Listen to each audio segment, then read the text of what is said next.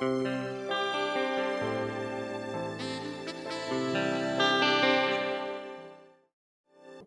is Mo University, School of Education, Department of Curriculum Instruction and Educational Media. The presenter of today is Peter Kinyanjui, doing PhD in Education. Our topic of today is visual literacy. Visual literacy needs to be understood from different perspectives. First, let us ask ourselves, what is literacy? Literacy is the ability to read and write words. There are various forms of literacy besides reading and writing of words. For instance, the term computer literacy has become a catchword in recent years. Another form of literacy is visual literacy. That is, the ability to create and accurately interpret visual messages. In this lesson, we shall concern ourselves with visual literacy, objectives of the study. By the end of this lesson, the learner should be able to explain the concept of visual literacy, to trace the significance of visual literacy in everyday life and in learning process, identify and explain the skills of visual literacy, to suggest method by which the skills of visual literacy can be developed, make correct selection between visuals preferred by learners and visuals that are more effective for learning. The concept of visual literacy. Interest in visual literacy came into prominence in the mid-1960s. During this period, it became apparent that specific skills were required for one to be able to read and write visual messages in as much the same way that specific skills are usually required to read and write words. Like the skills of reading and writing words, it was recognized that the skills of visual literacy did not evolve naturally as a consequence of maturation. The skills were acquired through some kind of exposure, like even direct teaching. Relevance of visual literacy to everyday life. Why should we bother to develop visual literacy? One reason is that visual messages of all kinds confront us every day. Thus, the skill of visual literacy have become indispensable to everyday life. Examples of visual messages we are likely to encounter in our day-to-day lives include pictures in books, newspapers and magazines, adverts in print and electronic media, direction on how to use a variety of products ranging from chemicals to machinery and tools.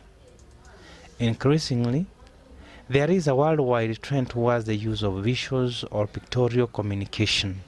This is because visuals are a form of Esperanto. In other words, they are a universal language likely to be understood by all throughout the world.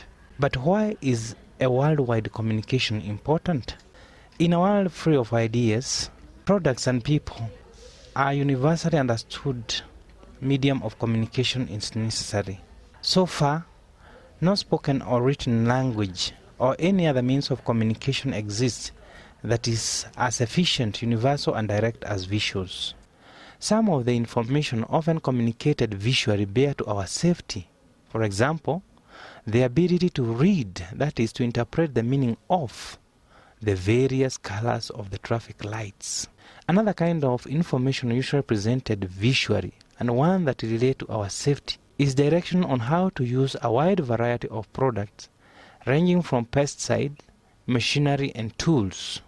In each of these cases, inability to read the visual messages can well mean risk to limb or life. Relevance of visual literacy to learning.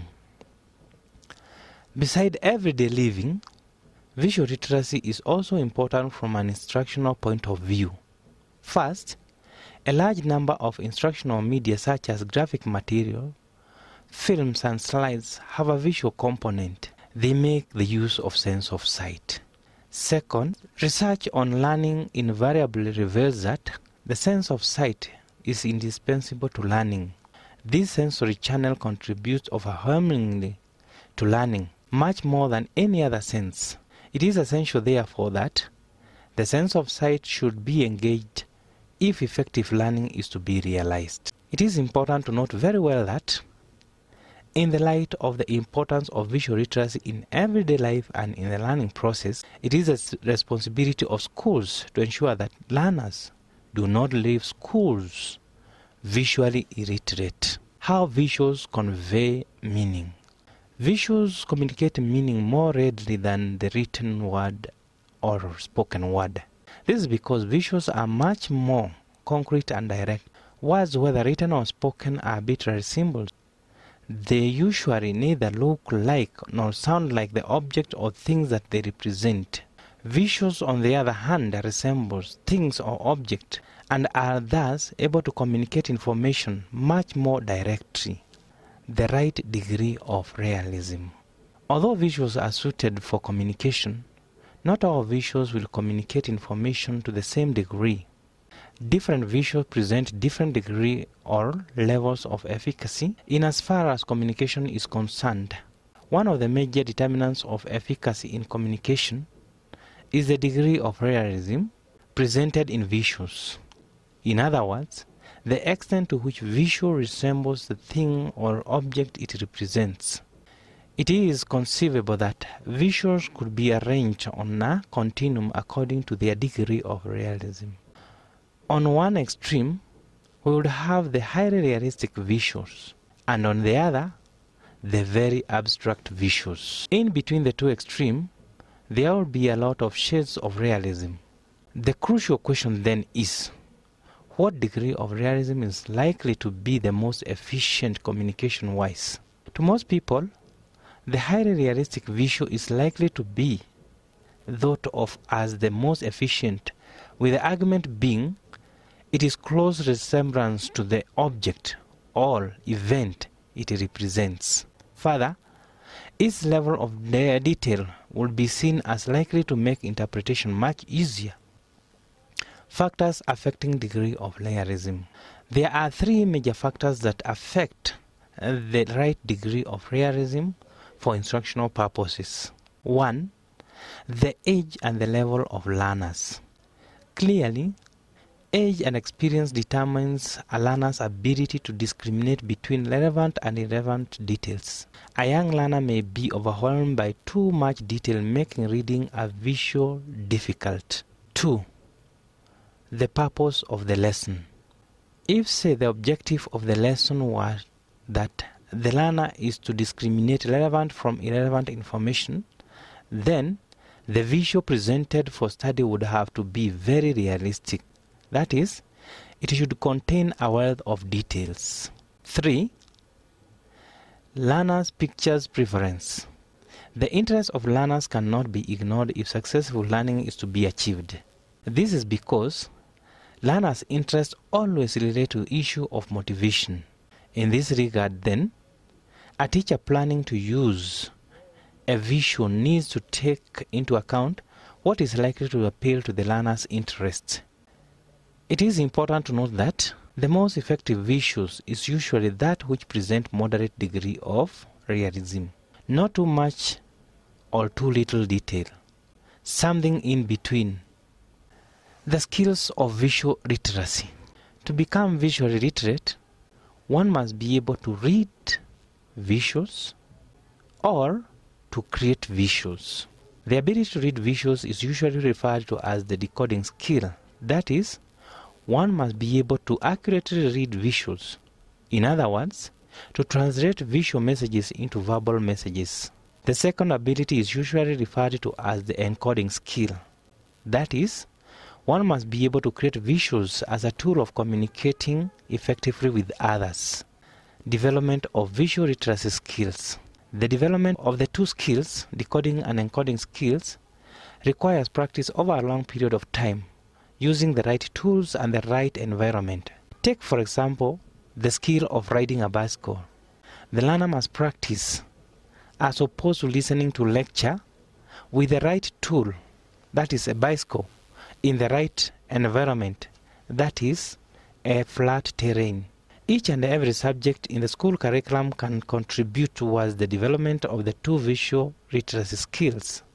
By being aware of his or her contribution towards the development of such an important ability, a teacher will be better able to make a better job of the task. Insight in developing the decoding skill. To develop the decoding skill, learners need ample opportunity to examine and study visuals.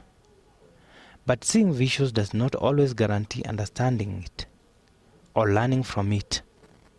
To this end, therefore, a teacher must ask probing questions to find out whether the learner is seeing. This will ensure that the learner is properly studying and interpreting the visual.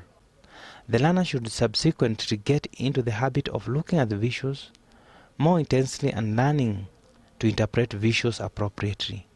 Examples of learners' tasks that can lead towards developing the ability to decode visuals include examining, study or analyzing diagrams, drawings, photographs, maps, charts, and so on.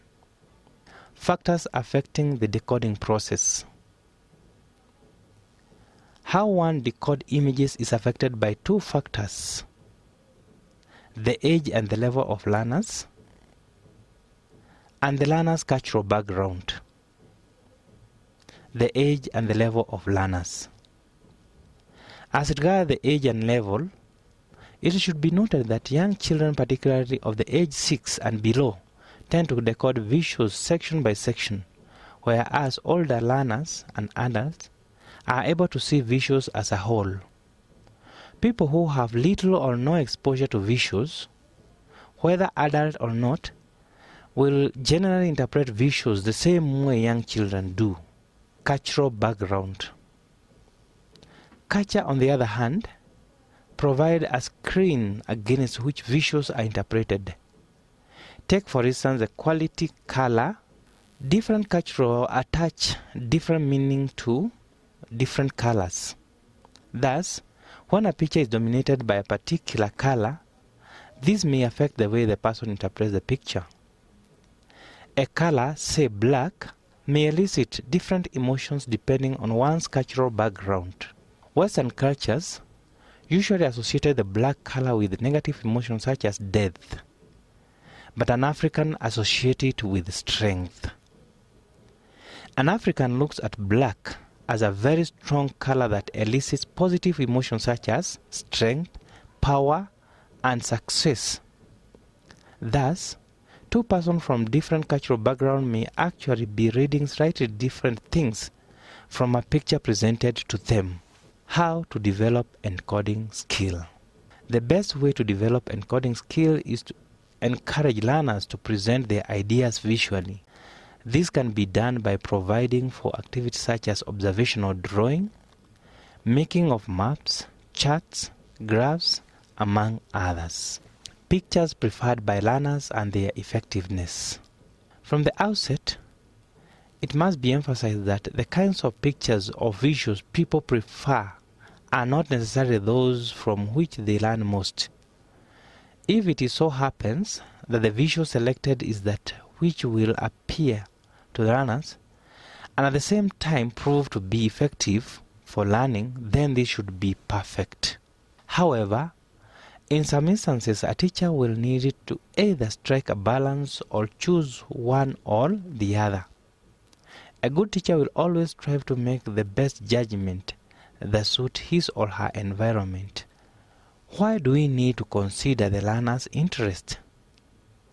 The prevalence or interest of learners relate to issues of motivation.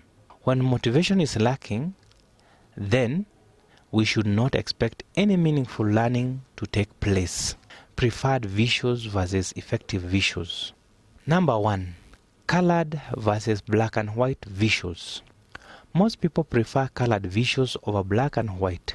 However, studies show that there is no significant difference between these visuals. 2. Photograph versus drawings. Whereas most learners prefer photographs, in many situations drawings are more effective. 3. Highly realistic versus very abstract representations. Although most people prefer very realistic visuals, as opposed to abstract representations, moderation tends to be the guideline for instructional purposes and communication. 4. simple versus complex illustrations. Young children prefer simple visuals while older children and adults prefer complex visuals. Nevertheless, simple visuals are more effective irrespective of age. Let us go to the questions of the day. What kind of visuals and pictorial quality do your learners prefer to look at? Are these visuals the most effective for learning purposes? Why? Conclusion. Visual literacy is the ability to create and accurately interpret visual messages. It involves two skills, the encoding and the decoding skill. Visual literacy skills are important in everyday living as well as instructional and learning. It is essential for teachers and schools to pay attention towards the development of these skills. That is my presentation for the day. Thank you, and I say again, thank you.